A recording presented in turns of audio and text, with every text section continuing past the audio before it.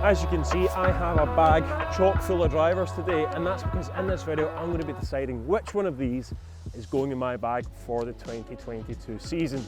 So, I've got 6 drivers here. I'm out in the golf course. I've done some indoor launch monitor testing, and yeah, I'm just going to give you my thoughts on all of these drivers, how they perform, how they look, how they feel, why I'm a fan of each and every single one of them. And at the end of this video, hopefully, I'll come to some conclusion. First off though, before I delve into everything, if you're new to our YouTube channel, hit that subscribe button below, give this video a thumbs up, and any questions about the new drivers this year, just leave them in the comments and I'll get back to you. First off, let's get started with my driver, the Titleist TSi3. This has been in my bag since September 2020. Love everything about this thing, the classic looks, the feel off the face impact, the performance, it just delivers everything I want. And yeah, it was just a fantastic driver when Titleist first released it. It stayed in my bag throughout 2021, and it's a strong contender yet again this year because it's still delivering the goods, it's still doing everything that I've come to expect of it. And yeah, you know, there's a reason why I picked it. It's because, you know, the shaping, that classic look, the powerful feel down at impact. There was something about this driver that I just fell in love with. Question is though, will that love affair continue into 2022? Well, if I keep hitting it like that, there's a very good chance it will.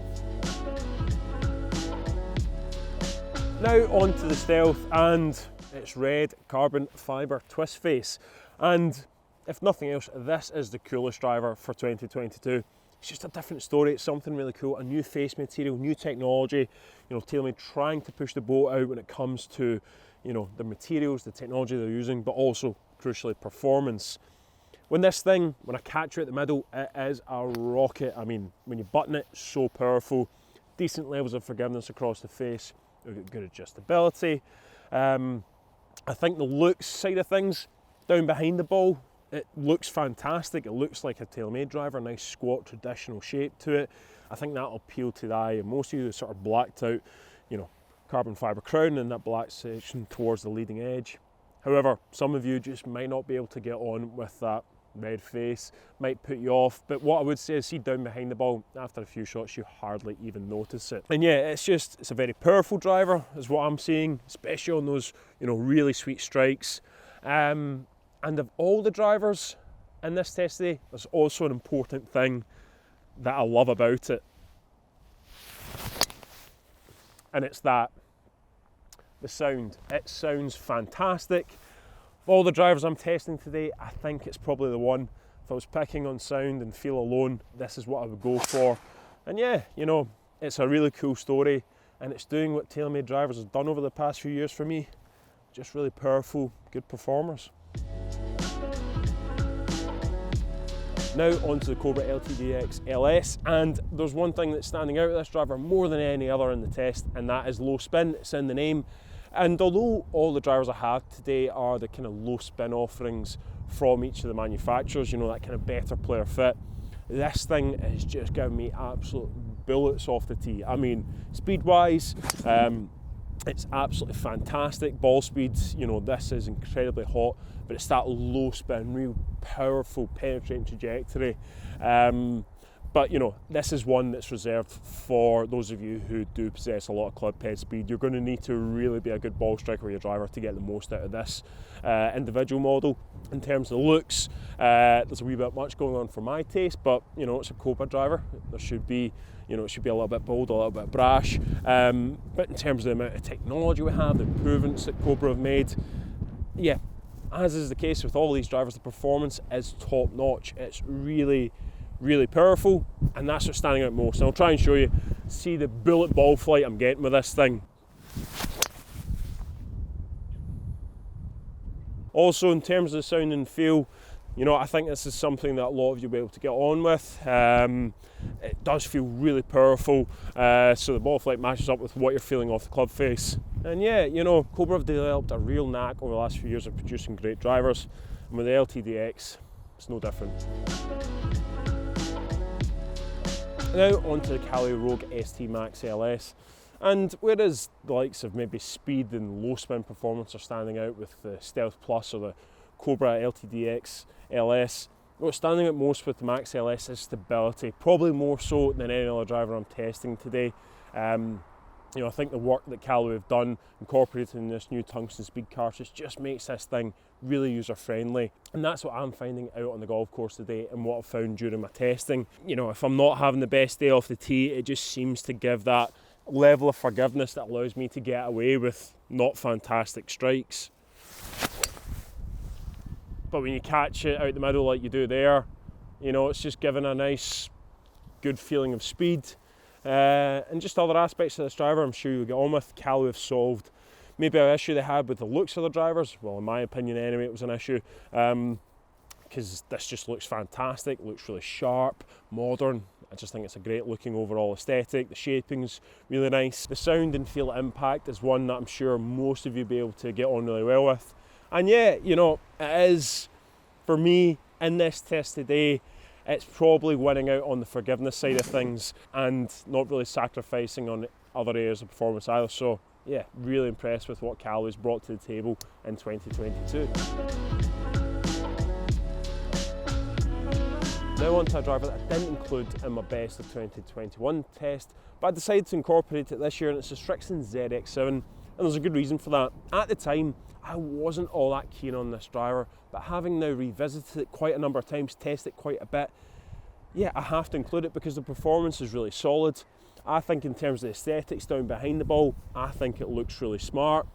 On the sole, there's maybe a wee bit much going on for my taste, but this is a really solid driver, and crucially, it's just another option for you. Price point as well, it's a little bit cheaper than some of the other options I'm testing today. You know, you've got the adjustability on the sole, you've got adjustability in the hosel. It's packed with technology to give you good distance, you know, optimised launch conditions, good forgiveness. It's doing everything that a solid driver, a good performer should. And that's why I decided to bring it in to this test today.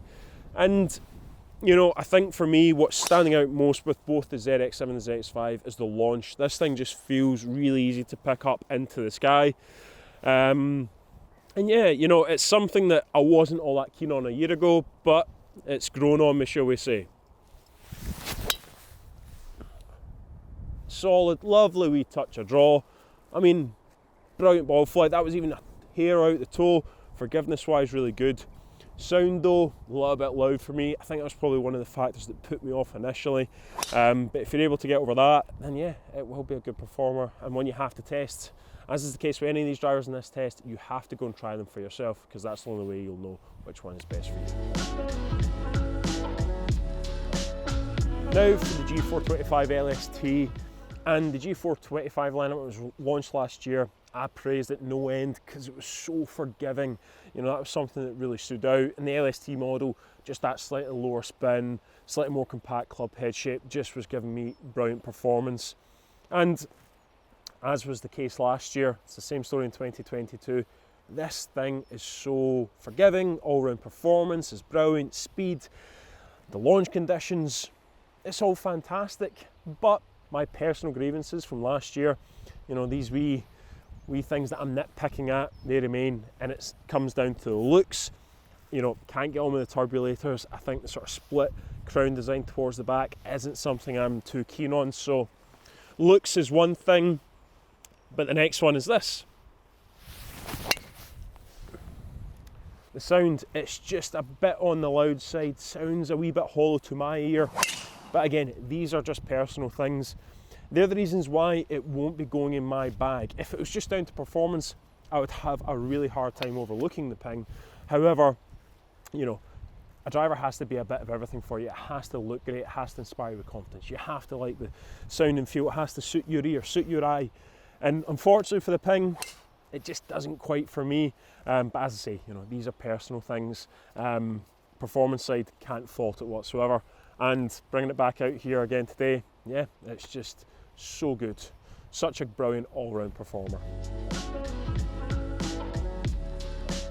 Let me run you through the numbers I got while testing on TrackMan using Pro Lawn golf balls. And it's worth pointing out that each of these drivers, they're well suited to my game. You know, they're generally speaking the better player, lower spinning options that each manufacturer produces. I've got them all set up in a shaft I really like. I've got them all very similar lofts. Yeah, they're really set up to maximise my performance. So with that in mind, it won't come as much surprise to see that yeah, they're all fairly similar in terms of what I'm getting and the number side of things. When we look at the Callaway, it was winning out on the average ball speed charts. I just found that on those slight toe and heel miss hits, I'm not going to button it every time out the sweet spot perfectly. It just was able to retain speed really well. However, it's just maybe a touch on the high spin side, which is just impacting the distance a little. Although it is the Max LS, a low spin driver head, I did find the spin to just be a wee bit higher than I was probably expecting. We then go into the likes of the Srixon. You can see high launch, relatively high spin, but that's what we're seeing at the golf course, just really easy to launch into the sky. One fact that I think a lot of you will be drawn to. The Cobra, low bullets. I was seeing that in the golf course. When you catch this thing, absolute powerhouse, absolute fizzers. And yeah, you can see that the launch is probably a bit on the low side to maybe maximise my carry distance, but speed-wise, everything else is doing the job, and it is very low spin. Titleist, Ping, TaylorMade, they're all in really good windows for me. And as you can see, when it comes to the distance side of things, there's hardly anything between all 6 of these drivers. They're so closely matched. These are fine margins. I'm not a robot. I can't swing it the same every single time. But yeah, I think it just shows that these drivers, they're all fantastic performers. So it's decision time. Which one is going in my bag? Well, I think more so than any other year since I've started testing drivers about, 5 years ago, this is an incredibly difficult choice because they're all so closely matched. I think a lot of them fit my game really well. They fit what I look for in terms of, the sound, the feel, the looks, ball flight, distance, forgiveness. They're ticking so many boxes, but I can't go about carrying this many drivers in my bag. I'm going to need to choose one. And the one that's, I think, ticking the most boxes is the Callaway Rogue ST Max LS. It's what I'm going to be going with this year. I think, in terms of the looks, I think Callaway have nailed it. I think the sound's really good. Maybe not the best sounding in this test, but it's a sound that I really do enjoy. And the performance side of things, I just found it to be so consistent for an LS head, for a low spin option, for something that suits my eye, that gives me, great all-round performance, to have something that, just gives me that little bit of added forgiveness, that little bit more user-friendly. That's why I'm going with the Rogue Max LS. Honestly, such a difficult decision. There's not a lot to pick between these drivers. But yeah, I'm going to go with the Rogue ST Max LS. I need to make a decision, I need to choose one, and this is what I'm going with. But crucially, all these drivers fantastic. So many good options out there in 2022. For you to find the best one for your game, go and try them for yourself. Go and get custom fitted, because although I'm getting on best with the Rogue Max LS, that's not to say that you will too. You might find any one of these other drivers performs better for your game, and that's why it's so individual. Go and get the right one that's going to fit you. For me, it's the Rogue ST Max LS. You pick any of these, you won't go wrong. Now, if you have any questions about the drivers I've tested in this video, then just leave them in the comments and I'll get back to you. Do not forget to subscribe to the channel. If you enjoyed this video, give it a thumbs up, and thanks for watching.